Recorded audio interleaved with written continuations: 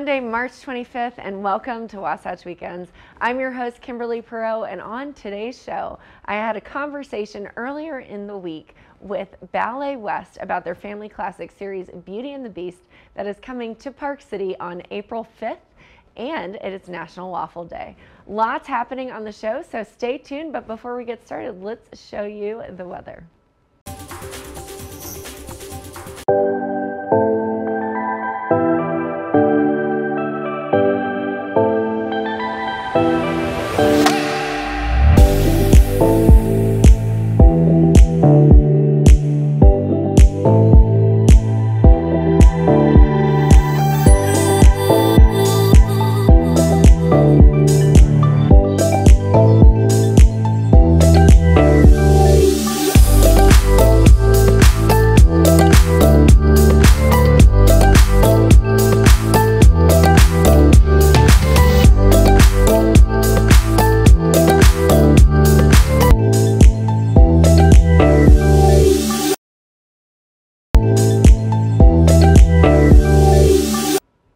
Now, as a former ballet dancer myself, I always love the conversations I have with Ballet West about their performances, the company vision, and the academy. So let's take a look at that conversation I had with the artistic director and one of the principals of the Ballet West Academy Park City campus.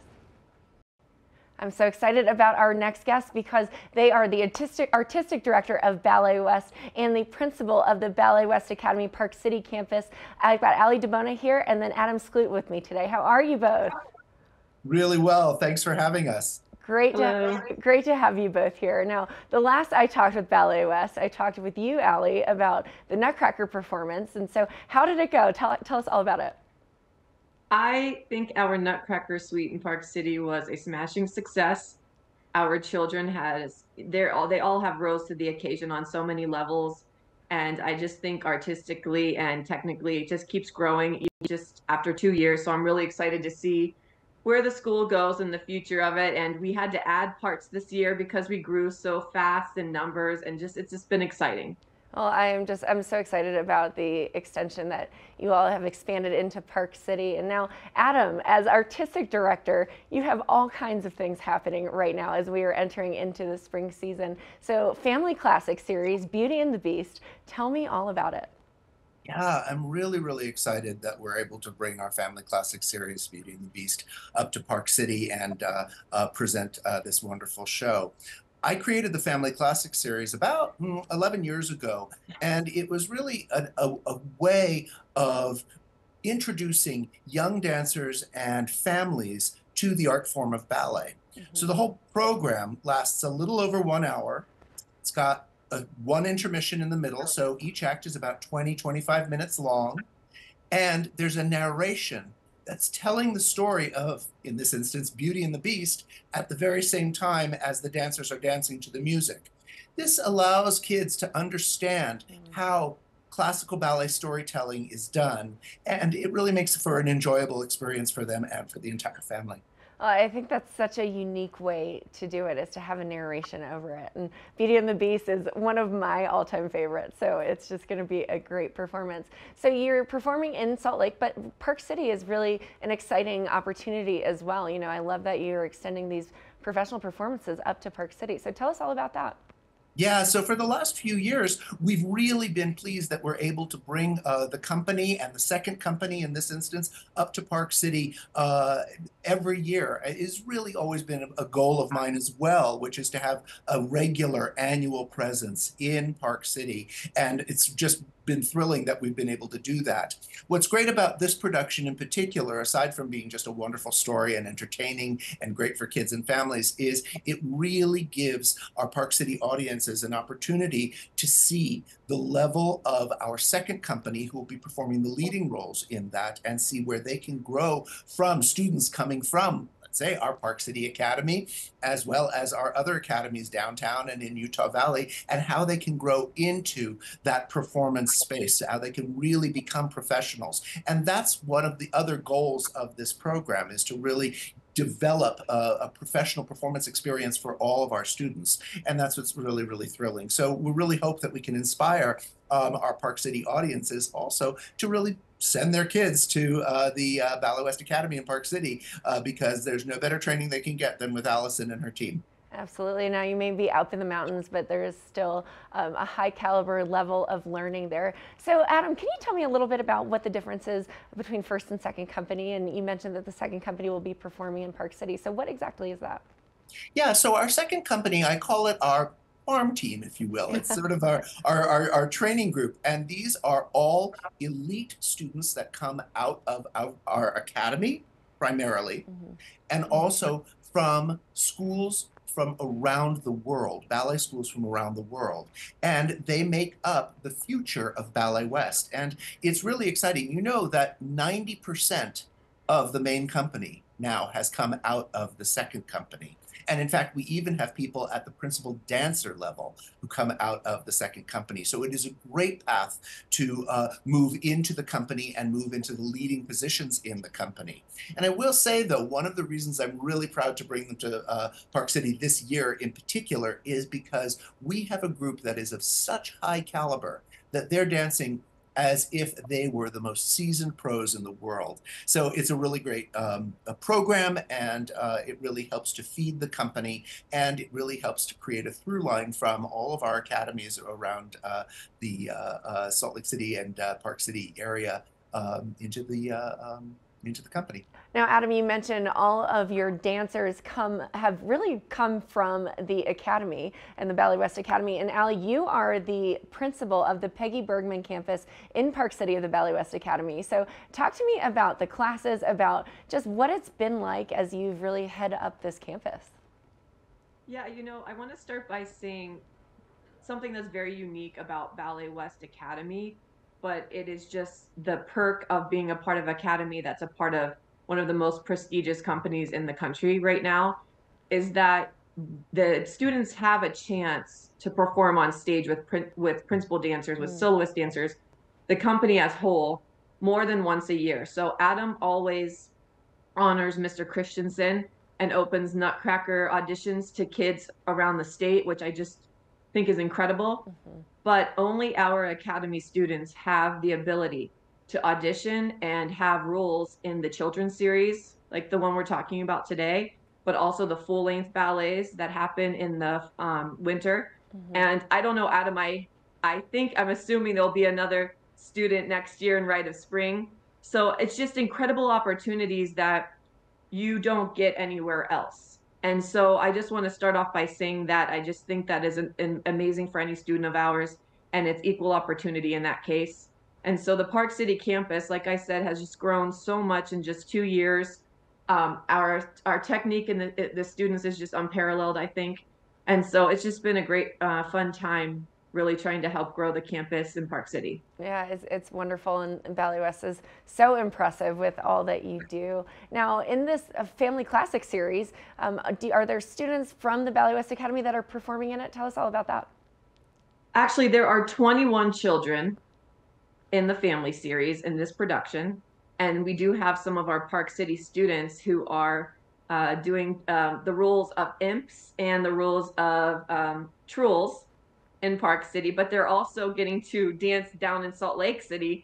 And I said, okay, they're only 9 years old, but they're getting the tour life experience, which I just think is incredible. So, they're living in the car, eating in the car, jumping from one place to the other, and it just sets up some of the most exciting memories. I remember being a young child and going from school to ballet and then asking if I could miss school after a show and do all the fun things. So, it just really gives them the thrill of what a future as a professional dancer is going to be. And I think that's what captures just, their want and need to stay on stage.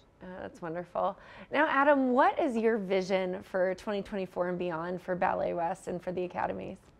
Oh my goodness! Well, big question. I know. I'll try and keep this one brief because it goes on and on and on.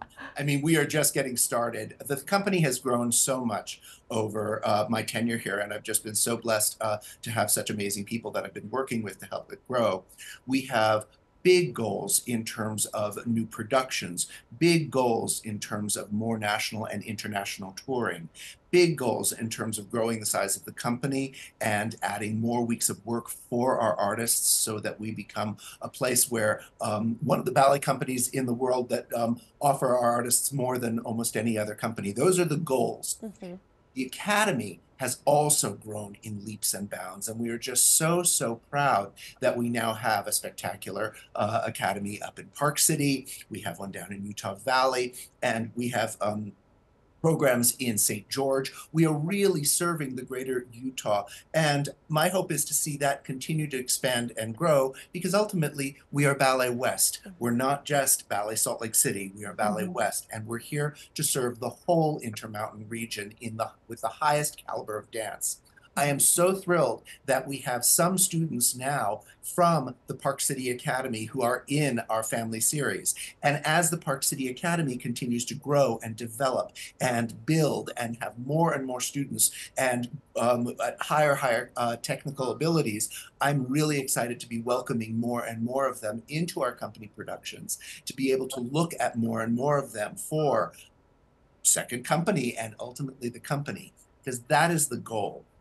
Unlike so many other ballet companies in America, there are very few that have this same kind of trajectory, but for where the primary piece of what we want to do is start them from the ground up in our academy, build them to graduating into the second company and all the way through the company. That is my goal. My dream has always been fewer outside auditions, more building from the inside. And I'm seeing it come to fruition, which is really exciting. So when you ask what the vision is for the future, we just continue to build and expand on that. I love that. I love that. And promoting from within, I think, is always a wonderful way to create an incredible collaborative culture as well. And that's important just outside of the technique and the dancers themselves. So love what you're doing there. Now tell us, Adam, one more time, the Family Classics series, Beauty and the Beast, tell us all about it. Where can we go for tickets and information? So one more time, Beauty and the Beast, Beauty and the Beast is just a wonderful, wonderful fairy story that lends itself so beautifully to classical ballet. It was created by our principal rehearsal director, Pamela Robinson Harris. She and I conceived of the libretto. She and I chose the music, which is primarily Glazunov, but other composers, and she did all the choreography. It is a wonderful story. It follows in many ways the way that the Disney story is, but in many ways the way the original fairy tale is, with even reminiscences of Cocteau's La Belle et la Bête. I mean, so it plays on so many levels, but ultimately it is a performance for families and for children. It runs concisely, it runs quickly. There is a narration, as I said, with many different voices. In fact, if you listen to the voice of the Beast himself, you might recognize one. It's slightly morphed, but I did the role of Beast. So I love that. If anybody's into that, that's cool. I love my voice all morphed to sound like a monster. So it's pretty cool. But yes, it's a great show. And I have to say, I think it's actually one of our best family classics. That's great. And so we can go online to get tickets ahead of time? Absolutely. You can go online and reach out to balletwest.org. That's balletwest.org. And there are still good tickets available for the Park City performance. And Awesome. It's great. And April 5th, reasonable prices. Yeah, that's great. April 5th is the Park City performance. So very excited for you both. Congratulations. An original score, performance, and choreography. I think it's just a great way to really be immersed into the arts. We appreciate you both, Adam and Allie. Thanks for joining. Thank you so much for having us. Now, stay tuned. We'll be back with more from the show right after this. To have that air.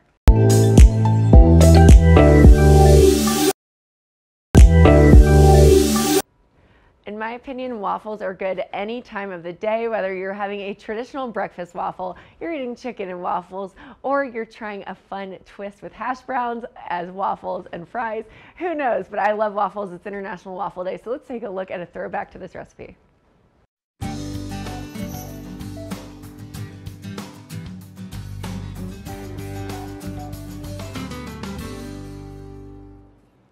That's right. It's Friday. I am in the kitchen. This is going to be an adventure.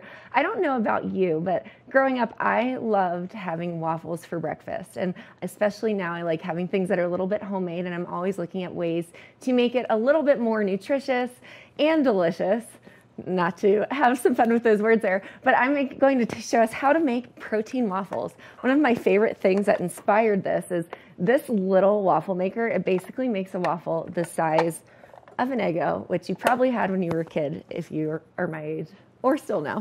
But anyways, we're gonna get started. It's a simple recipe. You put it all into one blender, you blend it for about 30 seconds, and then you get to cook it. So I'm gonna plug in my waffle maker while we get started here. Now, I love to start this recipe with all of my wet ingredients so that it blends the dry ingredients on the top. We'll start with the first thing that we do. Naturally, eggs. First source of protein. You pour 1 egg, which I absolutely love using eggs in everything that I make. We've got 3 tablespoons of egg whites, which equivalates to about, 1 egg white, 1 large egg white. So pour that in there. And the best part about this recipe is it literally takes maybe 5 to 10 minutes in total, from cooking to assembling all of the ingredients. Now, another great source of protein that's in it, Greek yogurt. So we have about 1/4 of a cup, actually about 1/2 of a cup of Greek yogurt. So we're just gonna spoon all of that in here into the blender. Now, one of the fun things about this recipe, I'm a really, I don't mind using protein powder, but I don't like how it tastes.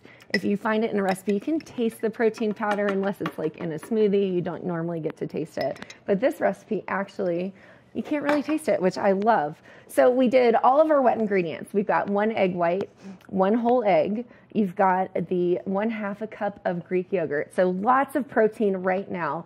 Now, protein powder, depending on what kind of protein powder you buy, I would go just by what it says to use as your daily serving. So for this one, it calls for 2 scoops. So I'm gonna go ahead and get my 2 scoops out.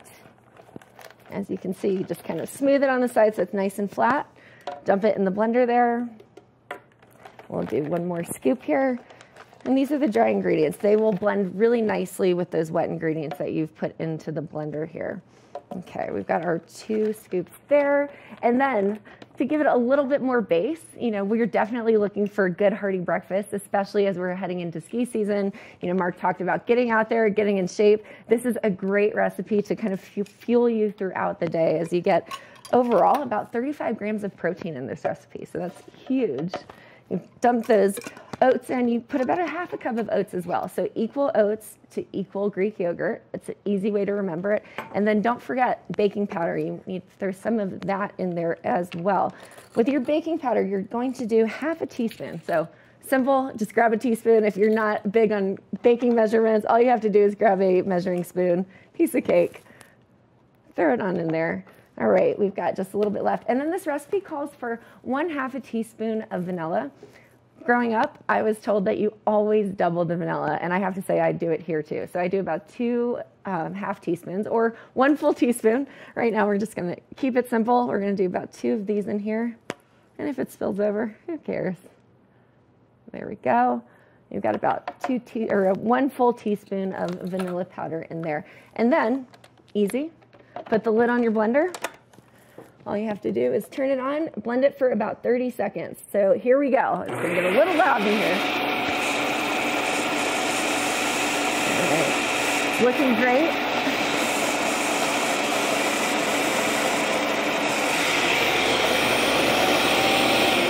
I like to stop it, kind of check the consistency. If it's a little bit thicker, which I like mine a little more on the, I guess you could say, liquidy side, I just pour a little bit of almond milk, but you can use your liquid of choice, whether it's water or almond milk. I prefer that because it's just a little lighter. And just to taste, I add a little extra into the blender, and then we just get it going. Blend it a little bit longer. All right, looking good.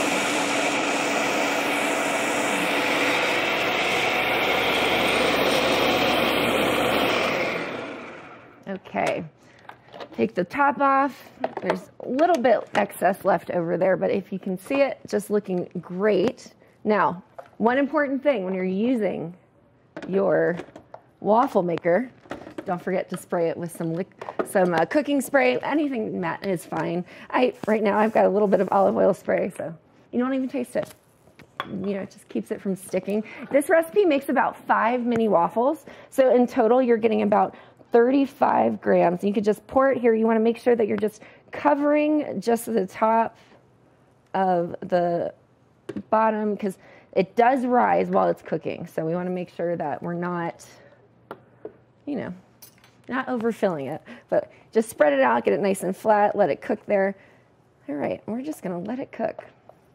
All right, our waffle's looking great. I'd say you kind of monitor it, check it. It takes about anywhere from 4 to 6 minutes, depending on your level of crispiness. If you like it extra crispy, make sure that you are leaving it in there a little bit longer. But while it's cooking, I want to show you what the actual product looks like. This is so delicious. I love eating these after the show.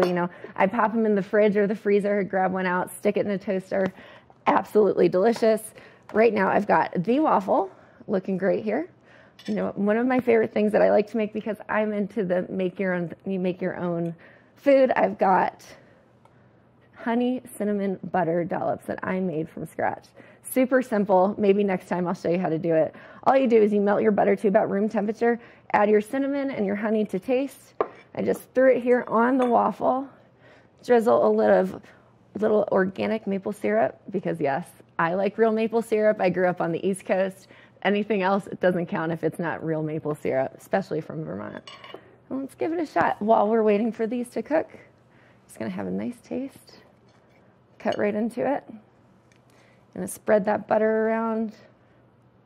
Absolutely delicious. Not a huge ton of butter fan, but here we go. Just going to taste it. I'm ready to go.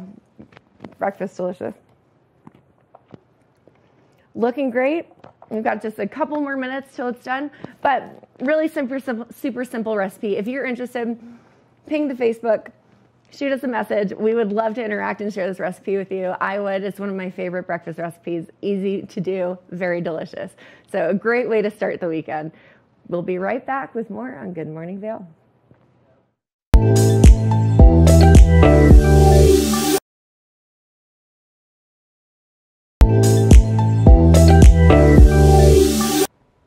Now, STEM is such a cool way to be involved and to further your education. If you are a kid and beyond, we had a conversation with the winner of some of the previous challenges of the Our Eco Challenge. Let's take a look at that conversation that Gretchen had. Well, now, I love talking about the environment, and I'm so grateful to have the chance to talk to the co-founder of Earth Echo International. How are you doing? Good morning, Gretchen. It's so nice to meet you. And let me ask you, is it Philip or Philippe? Philippe. Philippe. So I'm so excited to hear more about this, because I know this is a STEM competition for people, young adults, 13 to 16, that are trying to help the earth, help the world. Can you give us a little bit of background on this amazing competition? Sure thing. Well, Gretchen, 15 years ago, I founded Earth Echo International. We've become one of the world's leading ocean education and youth leadership organizations. And as part of that, it's really focused on how we give young people the tools and knowledge to take action in their communities to solve these problems. Because, of course, environmental crises are all over the world. Right. Young people have a really high degree of concern and anxiety around it. And so 4 years ago, about 5 years ago, four and a half or so years ago, we launched the Our Echo Challenge, which is a national STEM competition for students between 13 and 16 years old. To tap into that engagement and passion that young people have for the environment. We challenge them to come up with a program to solve an issue around the environment, particularly biodiversity in their community. And then the top 3 finalists win grants of $1,000, $2,500, and $5,000 to actually implement their projects in their communities. And so we're launching the 2024 competition now, and the deadline is April 26th to submit. How cool. And I have to say to you, this is such a powerful thing for so many reasons. One, I know there's so much anxiety around the world and helping heal the world. And not only are you giving people, these young adults, the chance to make a difference, but to really implement that in their own community. And I love that you said, and could you touch base a little bit more on this? It's within their own community. So it's something that they're actually physically dealing with day by day. Is that correct? Well, it is, and that's why we asked Harper Fortgang, who is actually the here to join us this morning, because she's the finalist and the winner of the 2020, our inaugural year for the Araco Challenge, and she's a great example of what you're talking about and the power that young people have, and how important it is to engage in communities to solve problems and help combat, that anxiety and that feeling of powerless that a lot of young people suffer from. Okay, we're going to put you in the hot seat. I'm excited. What did you do? I'm so stoked to hear all the things. You have to feel really proud of yourself. This is a big moment for you. I want to hear what exactly did you do? Thank you. Of course. I led Super Plants in the very first 2020 Araco Challenge. We were among the winners and received a $5,000 grant to implement our project. Over the past 4 years, we've grown into Project Super Plants, an entirely youth-led organization that educates, mobilizes, and inspires students to reduce CO2 emissions. We run interactive climate modules in schools around the San Francisco Bay Area. We started as a team of 3, and now we're a team of 30 high schoolers who've reached over 2,000 students and grown 22,000 super plants. Harper, oh my goodness. Okay, how old are you, Harper? I am 16. Oh my gosh, I am so impressed by you. What an amazing thing. At 16, I was reading books and watching movies, and you're helping save this world and creating change. How did you even, I'm so sorry, I'm so impressed by you. How did you even get this idea? How did this come to be? So I got this idea when I was in middle school. I've always loved science, experimenting with creating banana biofuel or growing algae, and I was learning about photosynthesis in my science class, and I wondered whether we could supercharge plants' intake of CO2 to protect our environment. And I learned about these plants that naturally have larger root systems that can store more CO2. And I was really excited by this, and I wanted to share it with others, but I wasn't really sure how to get started. Okay. So the moment that I connected all of these ideas that I had with real action was when I stumbled upon the Araco Challenge. And from there, the project grew. That is so impressive. That is really, really cool. And Harper, how can you share this with other people? Do you have a website, or is there somewhere that we can go to learn more about what you're doing specifically? Because that's so interesting to me. Yeah, our website is projectsuperplants.org. We also have an Instagram at Project Superplants. And we love for teachers to run educational modules and for students to continue spreading our project. Oh my goodness, you guys. Okay, I have to be honest with you. In 6th grade, I did hydroponics, and look what you're doing. This is there's no comparison. Listen, Gretchen, I'm the same way. There was none of this when I was in school, and that's just it, right? Young people are so passionate about these issues. A lot of them just don't know what to do. The Araco Challenge, as I said, the deadline is April 26th. We provide lots of tools and resources online for how to engage, how to submit a plan, how to submit a project. And it's really about tapping into this undercurrent of passion that young people have to solve problems, to not just to take it. Yeah. And it's inspiring. Let me tell you, it's so amazing. Harper is a terrific example, and there are dozens and hundreds of young people, projects like this, and actually thousands of young people we worked with around the country just in the last few years who are doing amazing work, and it's really fantastic. Philippe and Harper, you totally inspired me. Thank you so much, and thank you for being such a positive change for our environment. And you both should be so proud of yourselves, truly. Appreciate it, Gretchen. Thank you so much. Of course. Thank you. Of course. Have a great day, guys.